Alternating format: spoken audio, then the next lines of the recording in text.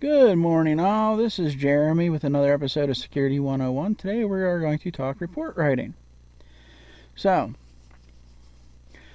during your daily job, you're going to have to be able to do report writing and documentation, which basically means sitting there with either pen, paper, notebook, even a cell phone with an app, or even a computer.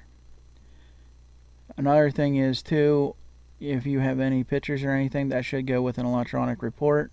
They can be printed out later. One thing is for sure, do not ever say that I expect that you took photos with your personal phone. If there's an investigation, your phone could be taken as evidence, which means everything that's on your phone could be scrutinized, looked at, looked through. And not just the photos, it could be so far as to text messages or anything else. So remember, if possible, use a work phone. Work phones are great. Work or site phones would be better. If you do take photos, submit them to a higher up so that they have them for a record. So what needs to be included in a report? So, the report, you need the 5 W's, which is the who, what, where, when, and how. I know, how starts with an H. Don't understand it either, but it's the 5 W's. You need to know who it was that did it, which basically would even be just the description of the person. It'd be better if you can get a photo ID or an ID. That'd be awesome. But if not, you need a description of the person, what they said their name was, and it also depends on the incident too. But you want to know who was involved, everybody that was involved. You need to know what went on. Here's the thing, you have to be objective. You cannot put opinions into a report. You need to be precise. And another thing is too, when you're doing these, you have to remember these could be used in a court of law. Like, these are a legal document once you submit them. Make sure that you write it so that you can actually read it and remember what the incident was. That's the whole reason for report writing and why it's so important to do the report writing and incident writing with as much detail as possible, but no opinions or what you think. Your opinions could come out later. Yeah, you could also, but you need the facts. If you think somebody is drunk, you can't just say, well, I thought they was drunk. You have to give reasons as to you observe them doing this type of behavior. It is better doing that than sitting there just saying that what your opinion is. But like I said, you need to know who it was, what happened, when it happened, what time of day. You can even include the time of day, whether it had full moon, no moon, if it was sunny, mid-afternoon, raining, snowing, whatever you might have. You have that too. On top of who, what, where, when, why. Okay, we did the who, we did the what, we did the when. Where? You need to describe where it happened at. Was it in a parking lot? Was it in a building? Be as specific as you possibly can. If you work a site, hopefully they have the site labeled so that if it would happen to go to court and there's an incident, you can describe what happened at this corner of this building on what side of the building, north, east, west, south.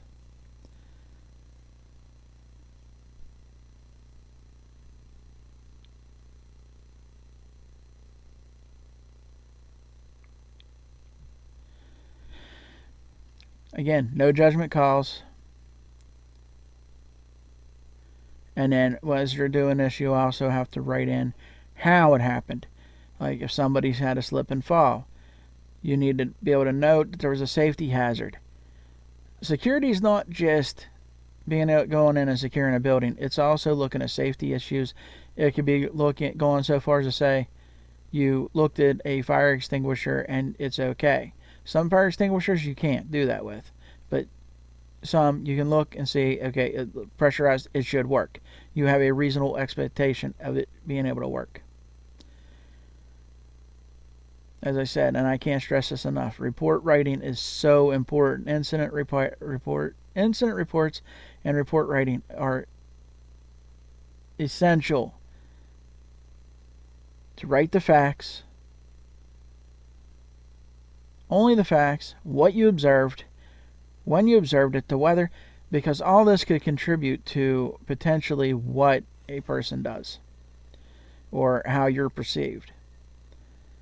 Be precise. It should also be in chronological order. The thing is, it does not have to be precise. You could say approximately. That gives a timeline anyway. You could be off by 5 or 10 minutes. I mean, sometimes you could be off by half an hour. But as long as you have an approximate time, it looks a lot better than not having any. And it should be in chronological order. This happened, this happened, this happened, this happened. And also the result. Let's say you have a trespasser on site. You made contact at this time. You informed them at this time. They refused to leave. So you called for police backup. What time the police arrived. Who arrived. What police department. As long as you have the police department, your company can go back and talk to the police department and say, oh, can I get a report on that? Can I get the officer's report? It's just a supplemental report. Again, all this follows a chain. Not everything has to be in your hands. If you can get the police report, awesome. If not, they'll give you they should give you a contact name. You should be able to talk to the police officer like, what's your name? Can I get your name, badge number, and everything for my report? They should have no problem giving it to you.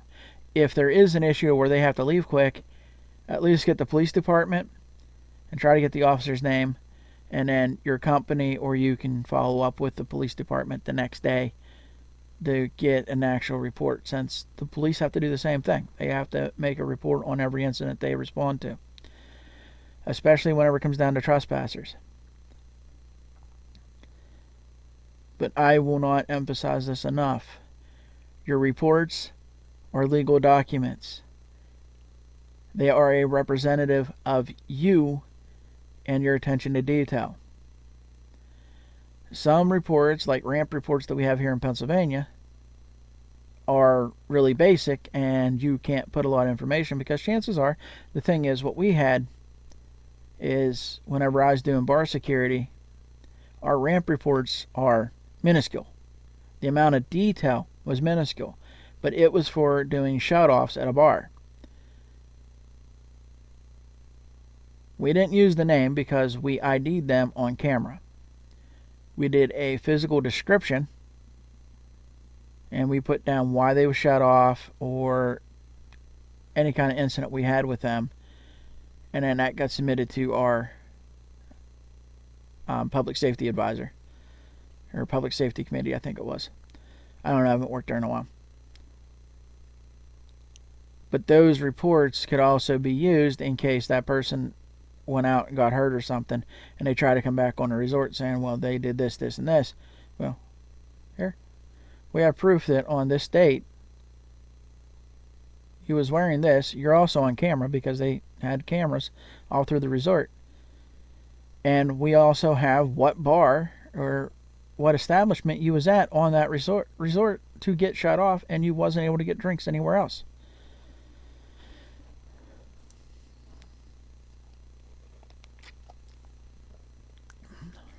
But again, like I said, I can't stress it enough that these documents are representative of you, your attention to detail, and how far you can go into detail, the better.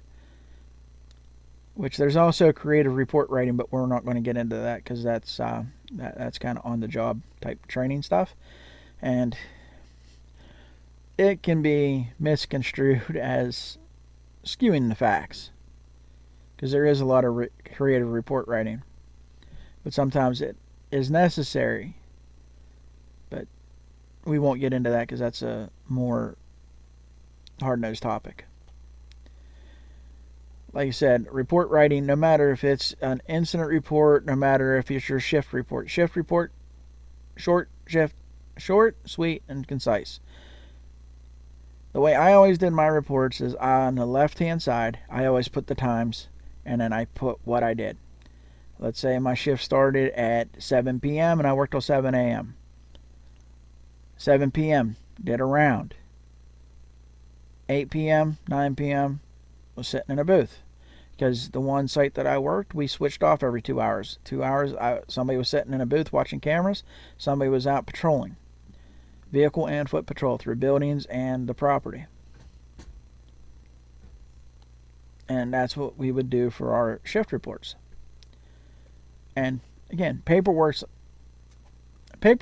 not fun. But paper, the only thing that can happen to it is you can lose it. Whereas with computers, system crashes and you can lose a lot of information. One thing that's nice is there is apps now that does officer patrols that can actually keep track of scanning tags. We use TrackTick. It had its issues, but we used it not only, well, I was also a security supervisor, so I used it to keep track of shifts and who was working, where I had open holes that we needed to possibly fill, which meant I got to sit a lot of sites a good bit of the time. Because the company I worked for had a decent amount of sites in the Pittsburgh area. But I had to do shift reports, and report writing. Reports are not uncommon for everybody to do. I mean, I worked for a company in Missouri where we never did reports. And I worked for a company in Missouri where I did a report every shift. And my report for that company, it would be, because we was also in charge of vehicles that would come in and go out. We'd actually have to put on our shift what time a truck come in, what time it left, and if there was any specific incidents. Like I know some people were down about seeing a raccoon. No, yeah, that's not something you need to worry about. Raccoons, coyotes, animals, unless they attack you, it's not a report. That's one of those things. Like they're awesome to see. I worked a site where I got to see deer and foxes all night long. It was awesome. But you don't need to report down animals that you see unless they're humans and they're not supposed to be there. And in those cases, you would go and you would put down you started your shift at this time. You made contact with said person at this time to find out why they was there. Some will be irate. Some will be assholes. Some can get dangerous. Some can have knives. Some can have weapons. This is something to be aware of. Because, again, being a security, if you're just getting started, I will tell you this right now. 99.9% of your job is going to be boring. The 0.01% is going to have your heart racing so damn bad it's not even funny. Because it's out of the norm. Anything can pop off at any moment. You have to be aware of this. You have to be aware of your surroundings. This is why report writing is so important, because you also need to put down what action you took to rectify the situation. The more training you have, the better prepared you can be. But I can't emphasize report writing is absolute, because that could actually mean the difference between convicting somebody and somebody going scot-free. Because if you don't do a good report and you don't have evidence to back it up, you could have a trespasser go free, you could have a shoplifter go free, which doesn't seem like a lot, but if somebody did a B&E and you can't show evidence of a B&E, and the police can't give evidence of B&E because your report sucks and they can't do a supplemental because it just doesn't work, you need to, and the thing, you need to be precise and you need to be concise. Another thing is, if you're working with a partner, compare your notes and reports. That way they are concise and close to the same. But do not write what they have word for word. Rewrite it in your own words, your own writing style. That's utmost too. Because you cannot sit there and have two reports with conflicting information, because I was like, what, huh? Well, how did this person get this and this person get that? We had a trespasser in Missouri, and me and my boss actually compared notes to make sure that our reports was concise, especially with times. Because we had the trespasser coming over. I was dealing with a truck driver. I actually had to ask them to step off the property while I closed the gate and locked it so that nobody could steal trucks. They had no problem with that. We went and dealt with the trespasser. I came back, dealt with the truckers. Again, 0 to 100, back down to 0. Then did my report right after that fact. That's why, again, I can't stress this enough. It's a legal document. It can be used in a court of law. And whenever you write your report, make sure you write it so that you can remember. Because you're not going, it could be 1 to 2 years before that report ever sees a courtroom. And you could have 100 to 200 reports wrote before that happens. And whenever it does, it's like, oh shit, now I need to go back and read my notes. Oh yeah, I remember that. And if it's not done to that specification of where you can remember exactly what happened, you got problems. And I'm not talking about long-term, short-term memory problems. You need to be able to write your report so that it can actually trigger your memory and bring it back so that you can actually go, oh yeah, and you have no problem sitting on a stand, because you can review those reports before you go into a courtroom.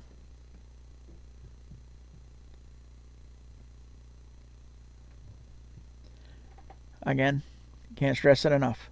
Be precise, be accurate, and put as much detail as possible. There's no such thing as too much detail. As long as you leave out your opinions cannot be in there. If you think somebody is drunk, you can't just say, well, they was intoxicated. You have to give reasons for intoxication. One of the reports that my bosses did, I didn't like it because he actually put in there, well, I think Officer Shipley, which is my last name, Shipley, would agree with me that the person was either intoxicated or had mental health issues, and he left it at that.